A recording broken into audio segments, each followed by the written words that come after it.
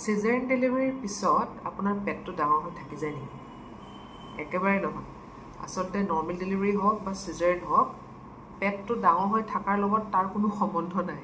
আপোনাৰ লাইফষ্টাইল, আপোনাৰ food habit বা আপুনি নিজৰ কেনেকৈ কেয়াৰ লৈছে মাছলটো আকৌ ষ্ট্ৰেংথ বিল্ড আপ কৰিবৰ কাৰণে, সেইটোৰ ওপৰতহে নিৰ্ভৰ কৰে। ডেলিভাৰী নৰ্মেলে হওক বা সিজাৰিনে হওক, আপুনি 2 মাহৰ পিছতেই ধুনীয়াকৈ নিজৰ যত্ন ল'ব, খোৱা ডায়েট কণ্ট্ৰল কৰিব, যি এনেকুৱা ধৰণে খাব লাগে মাছল বিল্ড আপ হ'বৰ কাৰণে প্ৰটিন যথেষ্ট পৰিমাণে গ্ৰহণ কৰিব, আৰু মাছল টোন বঢ়াবৰ কাৰণে কিছুমান বিশেষ এক্সাৰচাইজ আছে, সেইটো আপুনি কৰা আৰম্ভ কৰিব।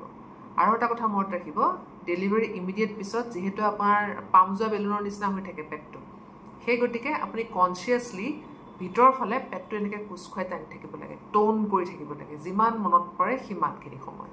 তেতিয়া লাহে লাহে আগৰ আপোনাৰ মাছল ষ্ট্ৰেংথলৈ আহিব আৰু আপোনাৰ পেটটো আগৰ নিচিনা হোৱা আৰম্ভ কৰিব।